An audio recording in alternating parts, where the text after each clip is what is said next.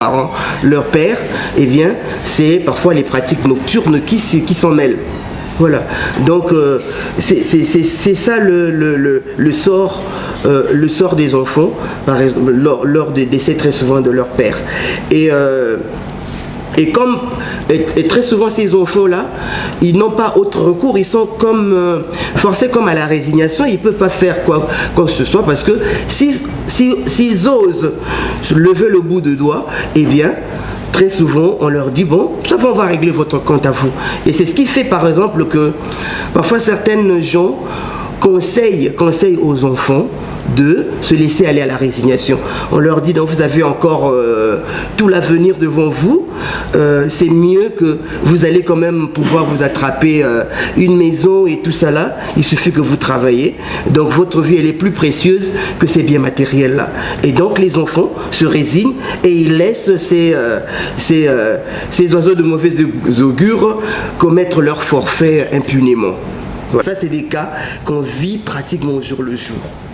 Et où nous avons appris un bon nombre de choses. Nous voulons maintenant lier à la pratique, au vécu de ceux qui sont nés avant nous, qui ont vécu cette tradition quand elle était encore pure et qui sont en train de la vivre quand elle est en train de changer ou de s'édulcorer. Donc on va appeler Papatik, qui va venir nous parler de son vécu, de sa connaissance, de sa tradition, mais en se basant sur son vécu pour nous permettre de mieux comprendre notre thème. Nous avons suivi brillamment ce qui vient d'être dit par nos enfants, ça sont nos enfants. Eh bien, tout est clair, hein, tout a été clair. Personnellement, je n'ai rien à contredire là-dessus. Mais depuis que nous sommes en vie, nous autres là,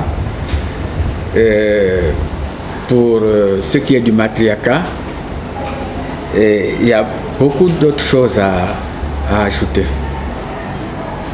C'est un sujet qui est vraiment complexe. Mais de nos jours, il devient un peu contradictoire.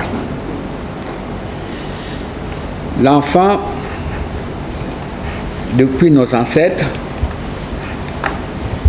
la famille reste une continuité.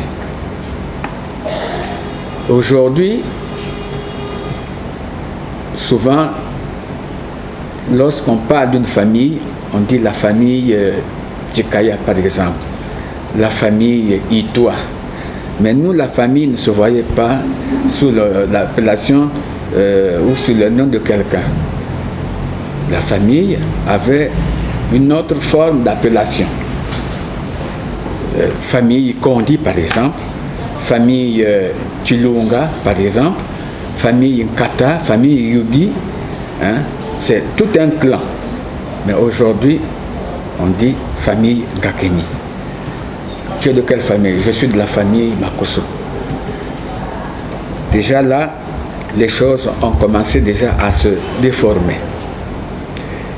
Et la famille telle que nous l'avons connue à notre époque, il fallait justement la préserver parce que ça doit constituer une continuité. Et qui c'est qui doit justement faire cette continuité? C'est la femme. Ce n'est pas du côté de l'homme, mais toujours du côté de la femme. Alors, c'est pourquoi la femme a pris de la valeur, reste toujours vraiment une pièce maîtresse. Autrefois, il fallait justement, lorsque un jeune, ce sont les parents d'ailleurs qui faisaient tout pour faire marier leur enfant. C'est-à-dire le garçon, quand il était à l'âge de se marier, eh bien, on lui trouvait une femme. On lui trouvait une femme, parfois, le plus souvent, dans la famille, pour que la richesse ne s'éparpille pas. Je prends mon propre cas. Je suis né de la mère, je suis né de deux, je sais pas moi, disons, d'un frère et d'une sœur. Moi. La sœur et le frère, ça sont de même père, même mère, mais ça c'est l'enfant de la sœur, ça c'est l'enfant du frère. On les a mariés et moi je suis le produit de ceux-là. Pourquoi on les a mis ensemble? Pourquoi on les a mariés? C'est tout simplement pour que la richesse n'aille pas plus loin. Que ce soit la richesse du jour, que ce soit la richesse nocturne. Pour que s'il y a quelque chose qui est là, eh bien, que ça reste toujours dans la famille. Et ça ne s'éparpille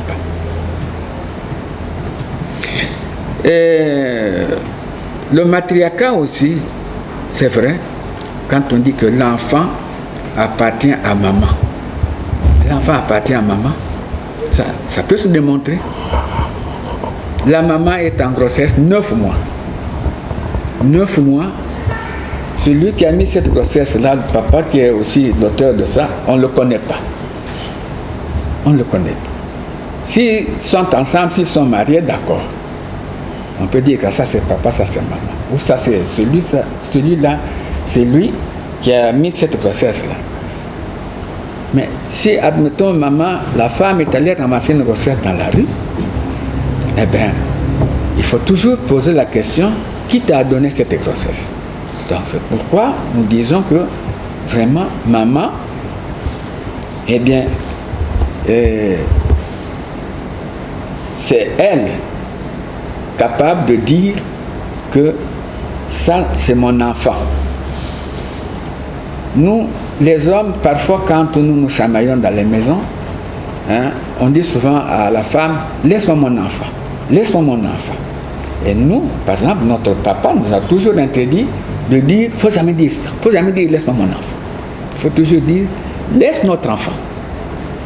Parce que toi, tu es capable d'aller chercher un enfant ailleurs, hein, et la femme est capable d'aller prendre un enfant ailleurs puis mettre sur ton dos, alors qu'au fond, il n'est pas ton enfant.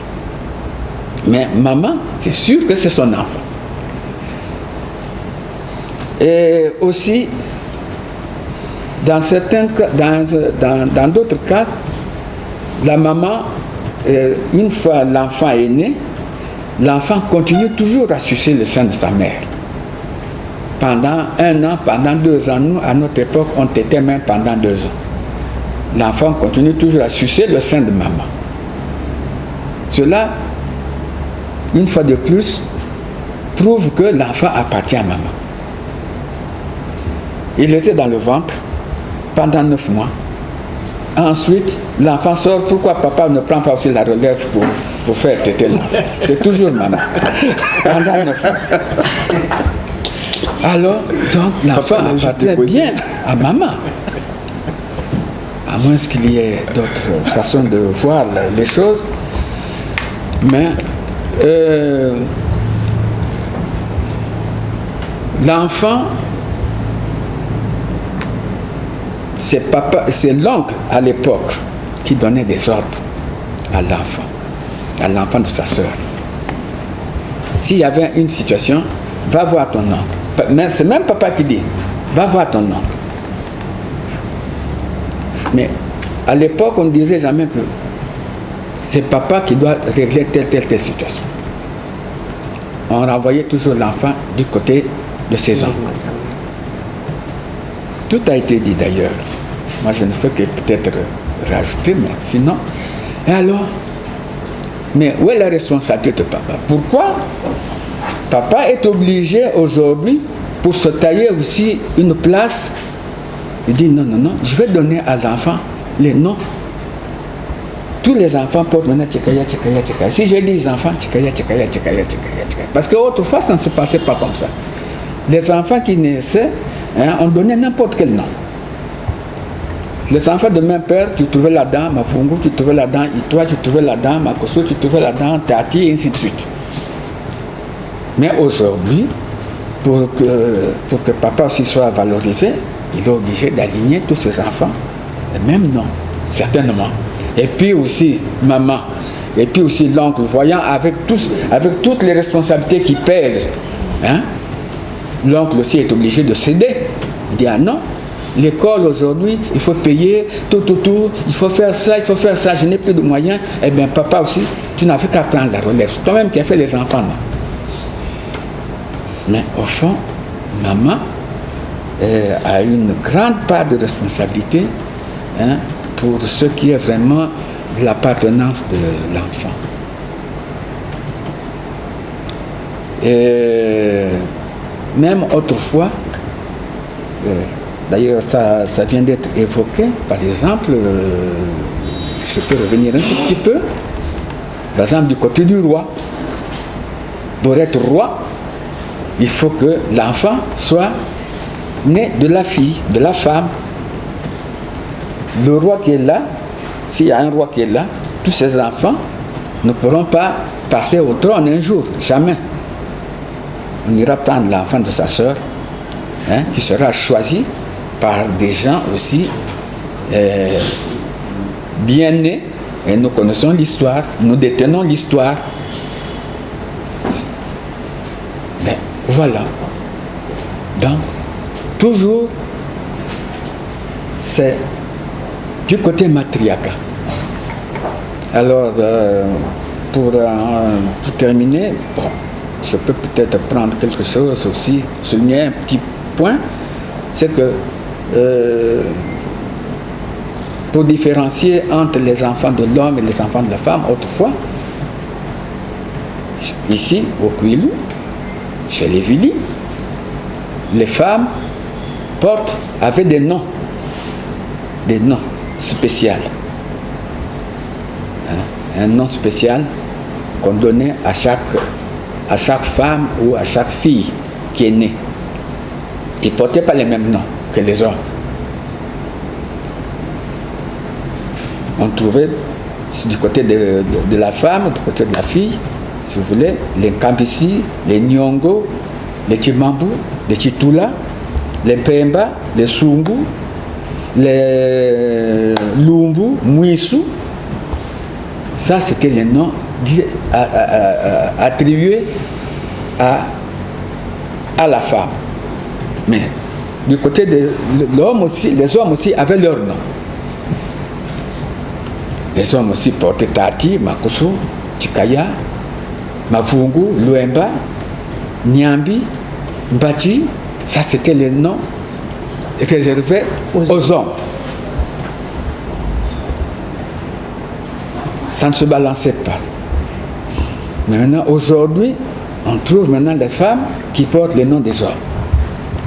Et à l'école, il y en a plein. Tu t'appelles comment? Je m'appelle Tati Julienne. Tu t'appelles comment? Je m'appelle Mbati Anastasie. Ça n'a pas existé, ça. Et même si je vais encore un peu plus loin, les Mbati, les noms des hommes, ils avaient leur prénom. Mbati, c'est Fala. Fala. Chikaya, c'est Luango. Tati, c'est Mambondo. Ils avaient déjà leur prénom. Nous, les noms ici au Kwilu, avaient déjà les prénoms tout indiqués. Alors, c'est Makoso, oui. Bon, on t'appelait Kotoli, viens. Tu savais déjà que moi, on appelle Makoso. Mavungu, Bayonne, merci. Mavungu, Bayonne. Mais alors, donc tout ça, ça existait, et bien on ne sait même pas où ça se trouve maintenant. Vous voyez? Et je fais encore une petite, j'en profite pour mettre encore une petite parenthèse quelque part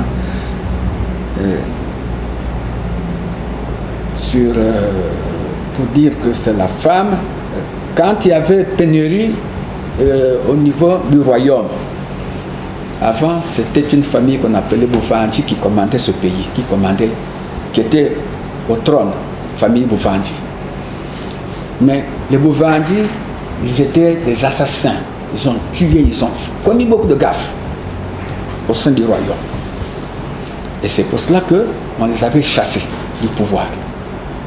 Pendant près de 4 ans, pendant près d'un siècle, 2 siècles, ils ont régné. on l'avait chassé du pouvoir. Maintenant, les notables, les gens sont restés, disent, mais il nous faut un roi, il nous faut un roi. Mais alors, mais qu'est-ce qu'il faut faire? Ils ont demandé à Boundji, c'est-à-dire le grand roi, qui est de l'autre côté, de nous envoyer quelqu'un.